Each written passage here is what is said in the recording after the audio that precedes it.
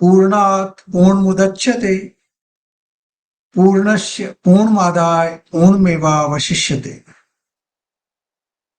So welcome to our Saturday morning session.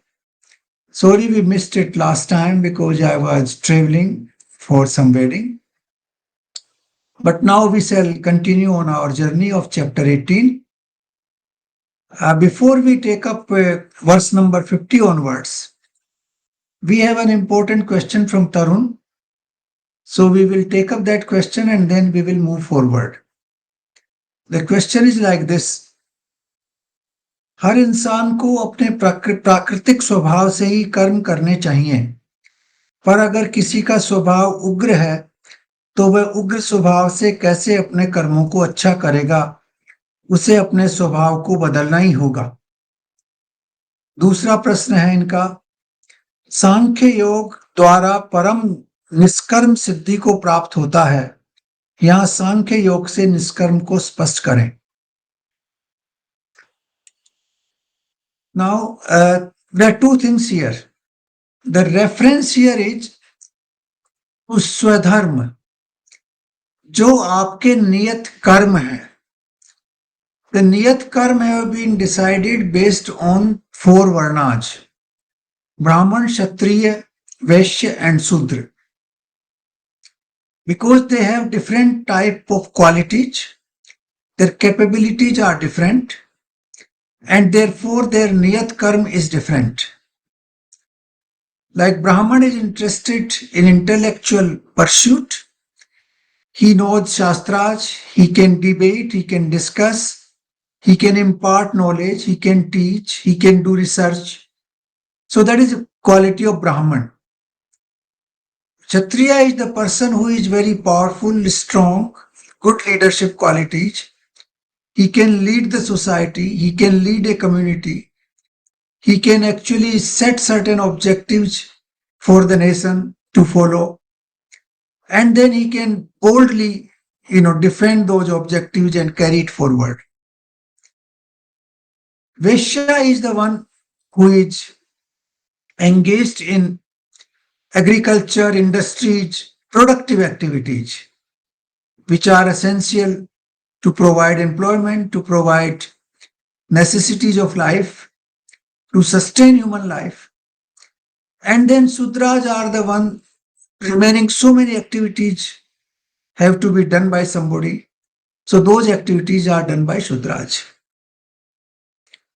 Now, these swadharm or these niyat karm, they are not the same as people becoming angry or people behaving restlessly or people abusing or people engaging in crimes. That is not swadharm, that is not swakarm, that is not niyat karm. Niyat karm is the quality of duties which you are required to perform. Like a Vaishya is required to perform the duties of agriculture, rearing animals, opening up industries, doing production, doing marketing, doing distribution and opening up what you call retails. So that is the duty. Now, how he conducts himself, that is very different. That is not part of swadharm. That is not part of swakarm or niyat karm. That is the human behavior. That behavior is different than niyat karma. So Lord Krishna here is referring to niyat karma. He is not referring to the human conduct. Now human conduct, how it can be improved, has been covered in detail in many chapters in the past. We saw that, Asuri Swabhav and Devik Swabhav, that how a Devik person conducts himself, divine qualities. So those qualities are different than Niyat Karma. Niyat Karma are the duties which we are required to perform, but then we perform those duties in what manner? In a manner which is asuri or which is a devik? Which manner? We we have to teach, for example, you are a Brahman. Now, do you teach in aggressive manner or do you teach with politeness? Do you treat your student with kindness or do you abuse them? Now that is different. That is human conduct. That conduct is very different. That is how you carry out your niyat karma. That is the human conduct. So niyat karma should be carried out in devik sampada, not in asuri sampada. So that is the difference between the two. Karma are based on varna, which are decided on the qualities of a human being, whether he falls into the intellectual capabilities, whether he falls into a capability of boldness and brave and strong, whether he is engaged in productive activities like agriculture and industries, or whether he is engaged in services sector. Even in economy, we have these sectors. We have what we call, uh, you know, uh, productive sector like production or industries, and then we also have agriculture, and then we also have what we call service sector. So there's a difference between how you conduct yourself and what duties you are required to perform. So that is the difference. The second part here, I would also like to clarify a few things which do arise once a while. In Vedas, these four varnas have also been compared with the Brahma's body. That the upper portion, the head, is what we call Brahman. This portion of shoulders and chest is Shudra. The portion which is in the belly and reproductive organs, that is Vaishya, and the feet on which we stand and walk, that is Shudra. Now that has been misinterpreted by many people. They feel that Shudra fall into the lowest category, which is absolutely incorrect. In fact, without feet, you can't even stand. And when we respect somebody, we actually touch his feet or her feet. So feet is as important as mind or belly. There is no difference. They are part of the same body. They are called ang. There is no what you call differentiation in their categories. Yes, their qualities are different. The thinking power is in the mind. The bahubal is in the shoulders and the chest, and the reproductive power and what we call feeding the body is from the belly and that area, and on which we stand, that is the services. So it is not in any way hierarchical in any sense. It only represents the specific qualities of the four varnas. And those qualities determine the swadharma of that varna. The swadharma is niyat karma, which is decided based on its qualities. Now here I would also like to clarify another point. Lord Krishna has very clearly said in verse number 48 and 49. 48 he says that every karma has some defects. There's no karma in this universe which doesn't have any defect. Like fire is always invariably covered with some smoke. It may be less, it may be more, but it is always covered with some smoke. There can be no fire without smoke. Similarly, there can be no karma without defects. So every karma has some defect. So don't worry about that. That is the first clarification he has given. The second clarification he has given is that by doing your niyat karma, you will not do anything wrong, any sin, and you will attain the supreme. This is contained in 47 and 49.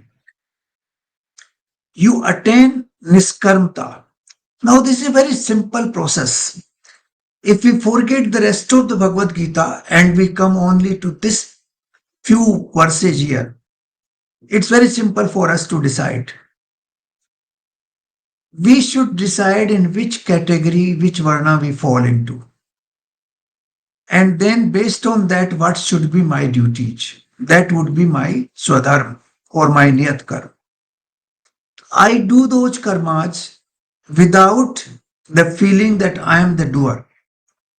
And I perform those karmas without the feeling of any expectation, any ego.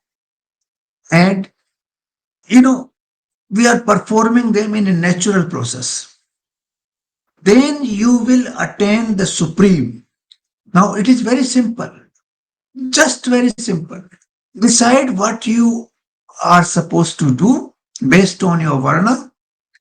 These are my duties, and perform those duties without any expectations, without any ego, without the feeling that I am the doer. Then you will attain the supreme. Now this is applicable to Sudras, this is applicable to Kshatriya, this is applicable to Vaishya, this is applicable to Brahman. Equally, in whatever category we fall, whatever karmas we are supposed to perform, if we are doing that, then we will attain the Supreme by dedicating our natural karma to the Supreme. So it is very simple. No complications. It is, I would say, a very simple lesson for each one of us how we should conduct ourselves in this life. Identify which varna we belong to. Identify what are my natural, or niyat karma or natural duties. Perform those duties without ego, without, expectations. And then you are close to the Supreme. Very, very simple. Whatever, whether you are Brahman doesn't matter, whether you have knowledge doesn't matter, whether you are performing the duty of a banker or you are performing shoemaker or whether you are cutting hair doesn't matter. Whatever duties you are performing, doesn't matter if you perform those duties.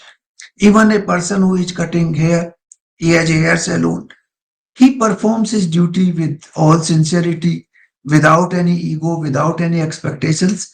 He is surrendering to the Supreme as much as a Brahman who is knowledgeable and who knows all the Shastras is doing. There's no difference between the two. That is what Lord Krishna is saying. So the life becomes very simple in this process. So this is very important to understand. These few verses of this chapter are extremely important for our daily usage.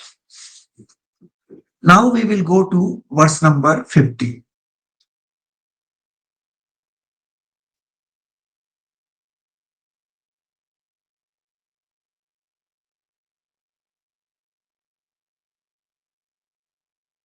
जो कि ज्ञान योग की पराक निष्ठा है, उस नैष्कर्य सिद्धि को जिस प्रकार से प्राप्त होकर मनुष्य ब्रह्म को प्राप्त होता है, उस प्रकार को हे कुंती पुत्र तू संक्षेप में मुझसे समझ.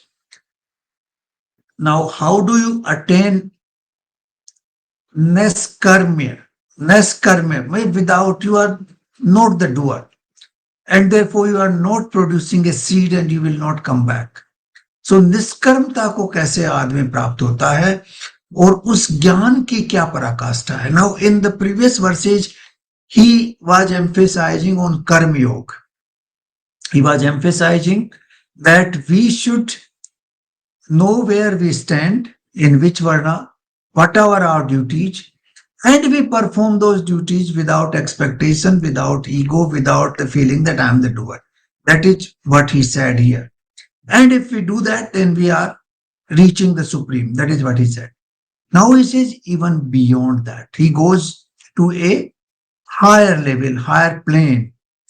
जो कहता है that is ज्ञान योग की पराकाष्ठा सिद्धिम प्राप्तो यथा ब्रह्म.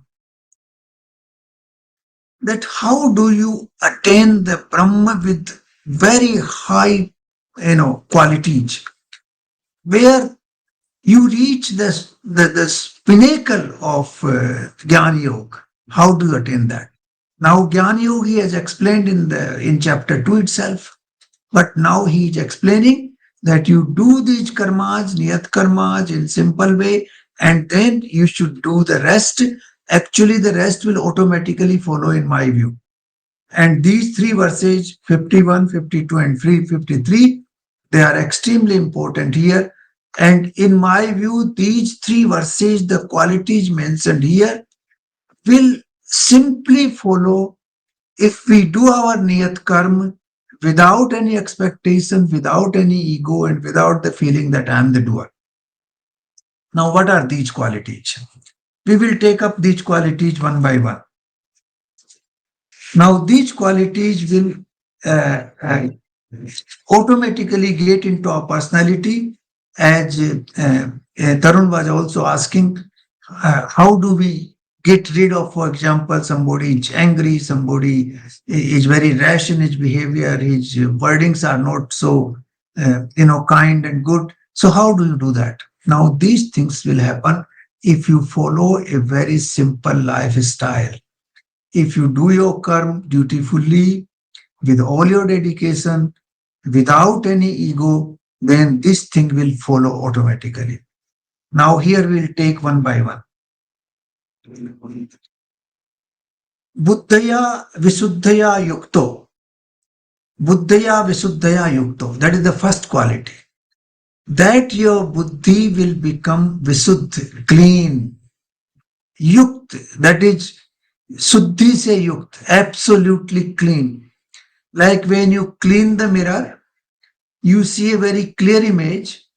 Similarly, when your buddhi is not clean, it is covered with dust, then your own perception will not be clear and clean. But when you perform those duties as the manner in which Lord Krishna has prescribed, then buddhi will become very clean. You will attain that cleanliness in your intellect. Intellect will become absolutely transparent. That's the first quality. The second quality is dhrityatmanam niyamya. That you will become dhrat. Dhrat means you will become sthir. You will become stable. You will not waver when a situation arises, when people comment on you, when people abuse you, when people praise you, you will not waver. You will remain dhratyatma, means you will remain very stable. Dhrat. Dhrat is the same word which is used for dharti, which is straight. It is also for dharya. It's also for dhiraj. The same word. It means basically you become stable, you don't not waver.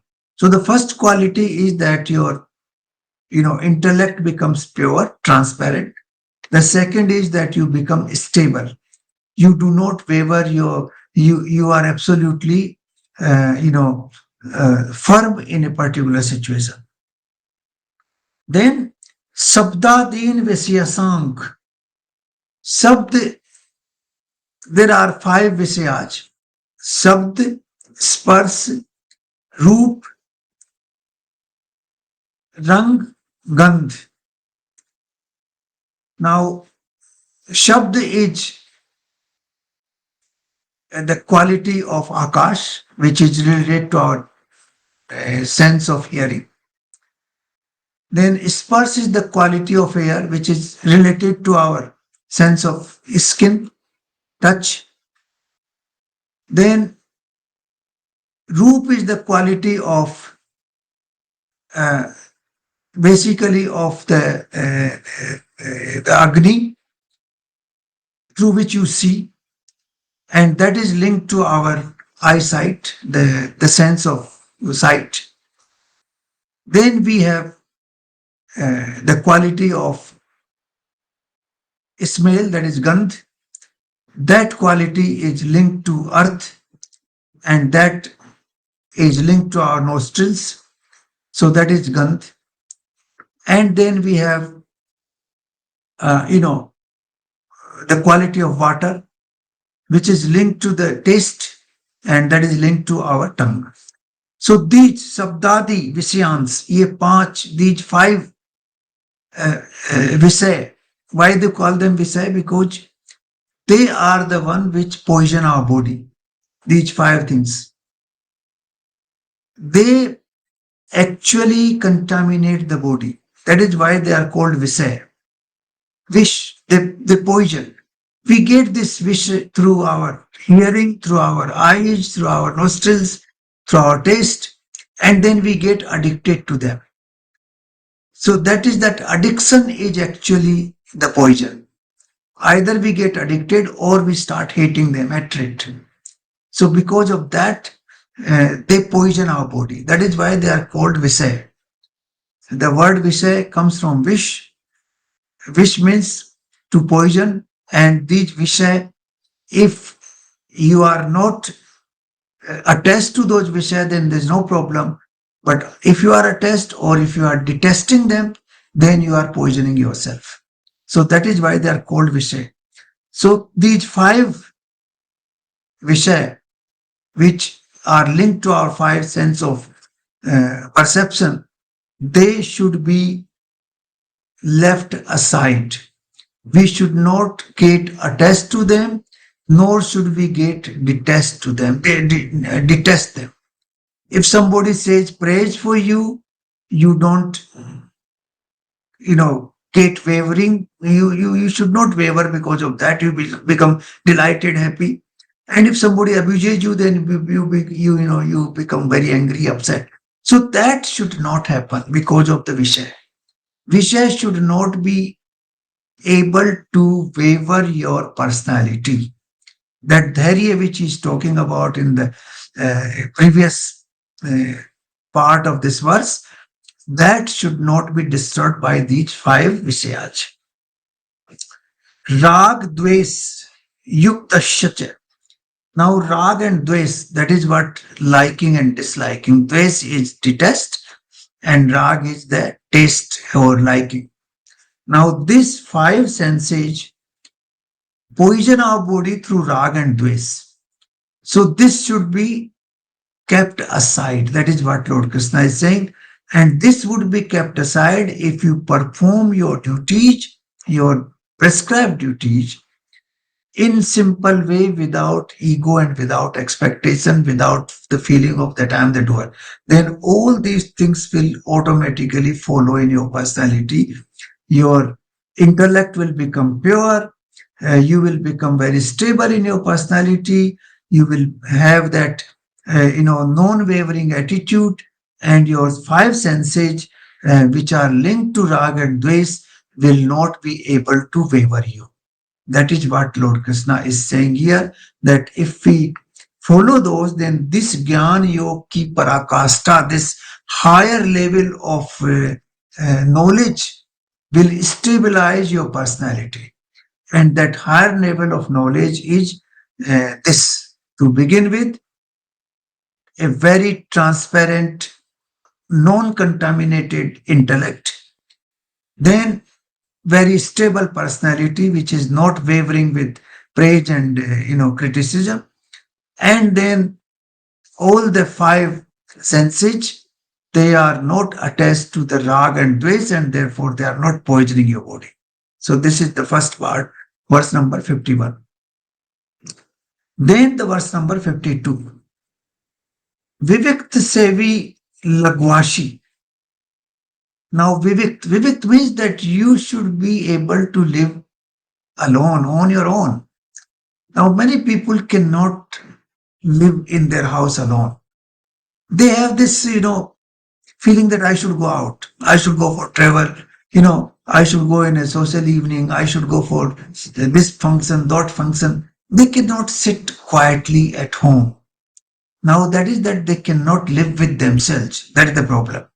Here, Lord Krishna is saying that you should be able to live with yourself.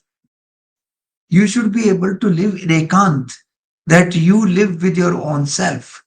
You don't have that desire that I have to go here and I have to go there. That feeling should not be there.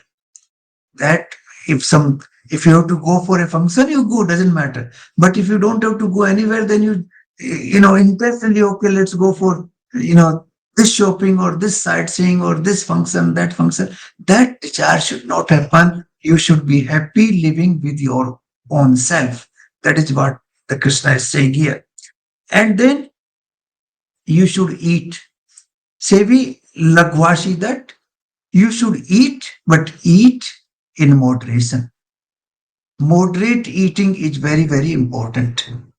Then eating in moderation will also help your, stability of your mind. Mind will not waver. It will also avoid you giving too much of sleep, and you can meditate properly when you have this. So here two things, that you should be able to live with your own self in ekant, and then you should eat, but eat in moderation. That is what you should be. Then he says, Yat Vak Kai Manas. Now this will purify your Vak is your vachan, your power or your speaking ability. Kai is your inner thinking, Kaya, that is what we say. And Manas is your mind.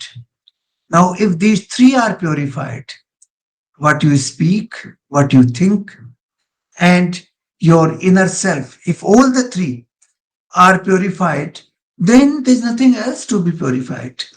Then everything will set in line. So these are very important. The first verse we saw already, that intellect should become pure. You should have stability in your personality. You should not waver. Dhatyatmanam. Then the five, senses,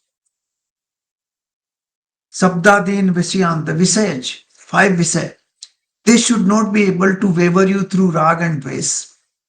That should not happen. And then you should be able to live on your own self, with your own self. You don't have to have desire to go and mix here and there all the time. You should eat, but eat in moderation. That is important. And then you will be able to regulate your speaking power, what you are speaking. Your words will come out with a lot of thought. You will not utter things carelessly. Then your thinking process and the place where the thoughts come, they will become all clean. That is what Lord Krishna is saying here. Then Dhyana Yoga Paronityam. Then with all this happens, then naturally you can meditate on the Supreme. There's no problem. Then you can, stability of your mind achieved, your intellect is pure, your sense organs are not destabilizing you through rag and dvesh, you are able to live with your own self in ekant, and then you are eating in moderation. All this, when it happens, then there's no problem. Then you can meditate yourself. You can live, in a life of total meditation. And then you can think about the Supreme. Then Vairagyam Manupasrita. Then naturally you are away from this sansar. Then you have been able to detach yourself from the world of Maya. So there are three elements: Brahma, Jeev, and Maya. So we are Jeev. We live in this Maya. So you are able to detach from this Maya and direct yourself to the Brahma, to the Supreme. That is what he is saying, that your this drop of ocean, because like Paramatma is like the ocean. We are a drop of that ocean, that is Jivatma. And the waves are like sansar. So all the time we are living with the waves. We don't see the ocean, we only see the waves. And we are, fluctuating up and down with the waves. So once you are able to achieve all this which is mentioned here, which will follow automatically when you do your niyat karma, you do your niyat karma without ego, without the feeling that I am the doer, and without any expectation, then all this suddhikaran will happen automatically. And that suddhikaran will stabilize your personality, will lead you to dhyana yoga, and will lead you to vairagya from this sansar, and you will attain unity with the Supreme. So that is what Lord Krishna is saying in these verses here. Now, verse number 53, Ahankaram balam darpam. Now, ahankar is the root cause. This is the last thing which one, it appears in very subtle form. It's not easy to tackle this. This is the last subtle thing which we have to tackle. Palam darpam. This is all. Pal is also the feeling that I am this strong and I have this ability, I have this power. So that is also the region of ahankar. So we should get out of this. We should get out of this. And then kam, krodh, parigraham. Then naturally you will be able to get rid of kamam, krodham, parigraham. Parigraham basically is that you will not accumulate anything. You will not have a tendency to accumulate. Things come from this world. You consume them as much as you need and then you leave them aside. You don't have to have the feeling that I should accumulate, keep accumulating. That is the lobh, that is what we call greed, which overtakes us. So here, if we are able to attain that transformation which is mentioned in verse number 51 and 52, then naturally we will be able to control our ego, ahankar, our calm and growth all will disappear, and we will not have that desire of accumulating things. We will have aparigraha, not parigraham, but aparigraha. Vimuchya nirmam santo brahma bhuyat kalpate. Vimuchya nirmam. Then you don't have any desire, nirmam, without any desires. Shant, absolutely quiet. Like Buddha. You sit quietly like Buddha. And Brahma Bhutai Kalpate, you are one with the Supreme. Now, this is the ultimate. This knowledge is when you follow the Karma Yoga, as mentioned, decide on your karmas based on your varna, perform those karmas like niyat karma, like swadharma. And he mentioned that every karma may have some defects, but don't worry about that. Because like the fire is covered with smoke all the time in some or more quantity depending on the quality. Similarly, every karma is covered with some defects. So don't worry about that. But perform your niyat karma in a very natural way with all your dedication and without ego, without feeling of doer, without any expectation, then you will automatically attain these things. Then this knowledge, this parakastha of knowledge will automatically dawn into your personality. You will attain visuddhya, buddhiya visuddhya yukto, that your buddhi will become clean, transparent, without any impurities, all pure. You will become absolutely dhrityatmanam, that you will become very stable, strong. You will not be wavered in praise and criticism. And all these sabdadi vishaya, all these five vishay with rag and dvesh will not be able to waver you. They will leave your personality. And then you will actually be in a position of dhyana yoga, and dedicated to the Supreme. You will be one with the Supreme, and then you will have attain. You will have vairagya from this Maya. The Maya will not impact on you, and all this will lead to that your ankar will disappear, your calm krodh will disappear, your tendency of greed will disappear, and you will become without any desires. Whatever comes, you accept. Whatever doesn't come, you don't desire. And you will become very cool, calm, quiet, and you will become one with the Supreme. So, this is actually the concluding part of Bhagavad Gita. There's one more verse here, we'll take that. Brahma Bhut Prasannatma. Then what happens? Then Brahma and Bhut, you attain the Brahma. You become one with him. एक ही भाव, you become one with him, absolutely. एक ही भाव से स्थित हो जाएंगे. न सोचती न कांक्षती, न आपकी कोई शौक है, न कोई डिजायर है, न इच्छा है. You become absolutely stable. समय सर्वेषु भूतेषु. Then you look at every human being with the same eye. No difference. Everybody is equal to you.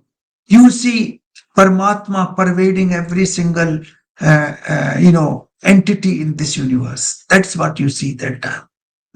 Mad bhaktim labte param. Then you will become absolutely bhakt of the Supreme. You will surrender to Him, and you will become what you call the highest parakasta of knowledge and highest parakasta of bhakti.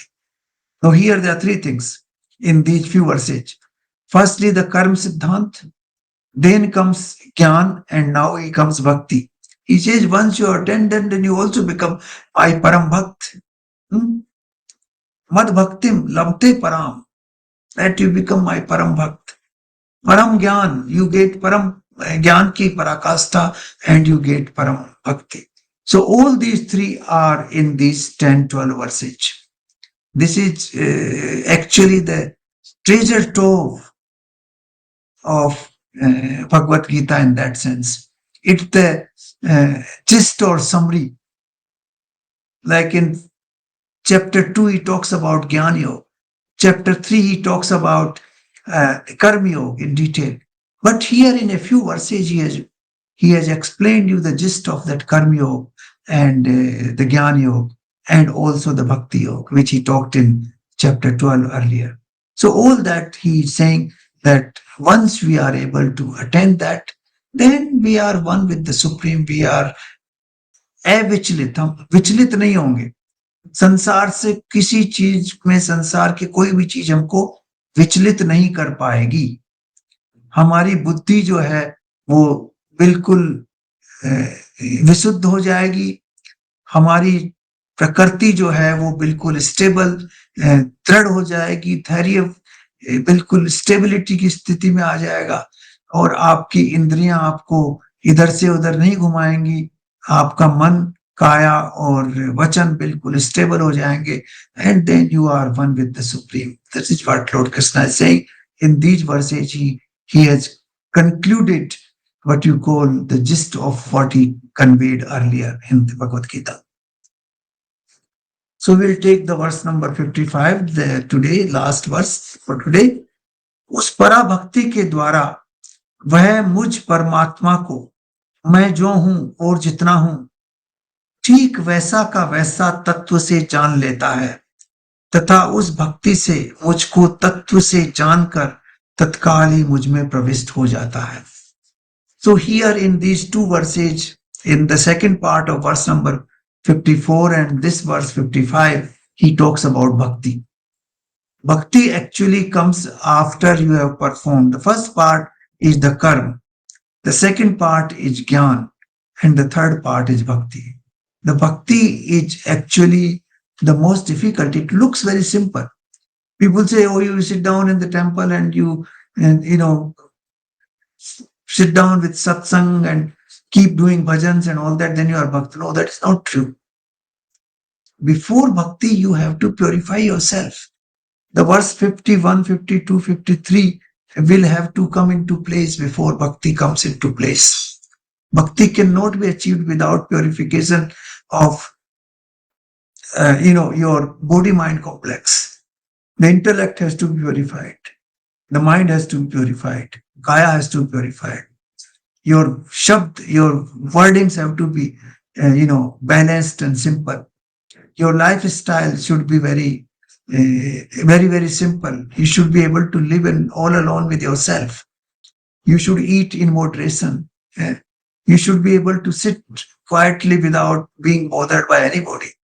The world of Maya should not be able to, vacillate you here and there. So all that, when achieved, then you are able to attain the real bhakti, like the bhakti of Mira or bhakti of Tulsidas. Nothing will, waver them. They cannot be wavered. There were so many attempts were made by this sansar to take them away, but they could not be. They were just one with the Supreme. So that bhakti can be achieved when all this. So these verses, I would say from verse number 41,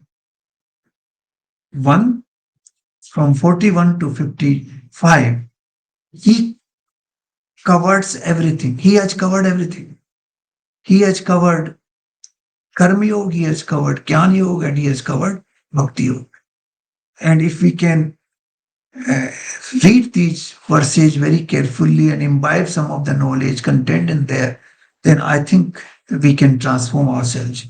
So this is what we need to do. Once we are there, then we will segregate the body-mind complex as one entity and ourselves another entity. That segregation is important. The things keep happening in the world. The body is coming from the five elements, and the body is impacted by three gunas, sattva and tam. But the body is not you. You should be the controller of the body. Body mind complex should not control you, which normally happens. Our mind keeps controlling us most of the time. मन में ये आया, ये विचार आया, ऐसे करो, वैसे करो. So that vichar should not control you. You should be able to control the vichar. Whether the vichar comes or not, it should be your prerogative. And the Rathi should be able to control the horses. The horses should not control the Rathi. The Lagam, jo hai, that intellect which is called. So this is how we should, try to imbibe the knowledge of Bhagavad Gita. And then we will cover the rest of the part of Bhagavad Gita is more like, what I say, you know, the telling Arjuna that this is all you have to do. And even if you are not happy with all this, then you don't get into this process. You just leave everything to me. That will come in verse number 66 later on. But basically, at verse number 55, he concludes the final teachings of Bhagavad Gita. And then the remaining verses are just re-emphasizing a few additional points. So today we will stop here. If you have any queries, I'll try my best to respond to them. Thank you for joining.